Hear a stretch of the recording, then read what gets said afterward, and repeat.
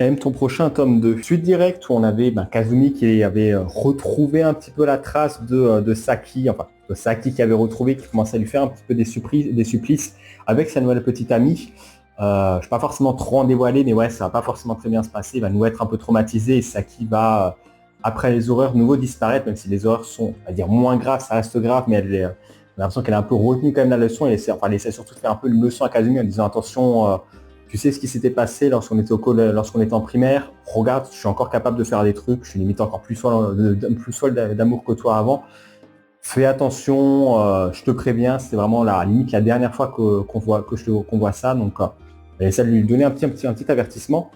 Je ne vais pas trop dévoiler, mais on va se retrouver après quelques années où Kazumi cette fois sera un petit peu adulte et maintenant, moi j'en ai marre en fait. Saki elle arrête pas enfin ça fait 2 fois là, elle détruit mon bonheur. Je peux plus être heureux ou alors je serai vraiment heureux que quand je me serai débarrassé d'elle. Donc son objectif c'est vraiment de la retrouver, de se débarrasser complètement d'elle en la tuant limite. Il va rencontrer la sœur de la copine qui s'était faite vite fait un peu au collège, qui va dire bon, ma sœur elle est traumatisée depuis qu'elle était avec toi.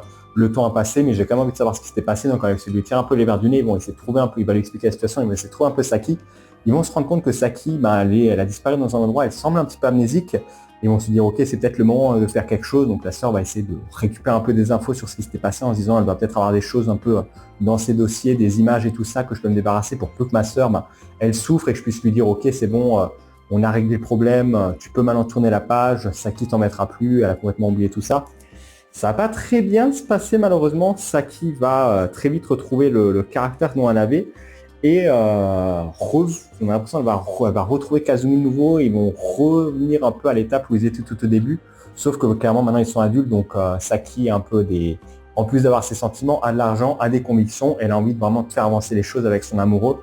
Et de complètement se débarrasser des rivales et des filles qui vont tourner autour de son amoureux.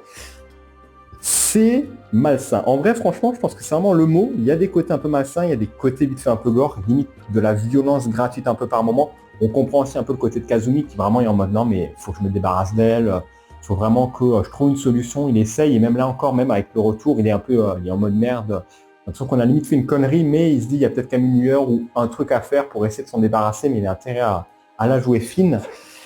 Franchement, déjà, j'aime bien aussi le fait qu'on passe un peu d'un âge un peu plus adulte. On était vraiment enfant, après on est passé au collège, maintenant on passe dans un cadre plus adulte.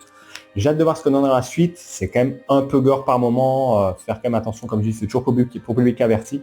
N'hésitez pas à me dire ce que vous en pensez, comme si vous l'avez lu.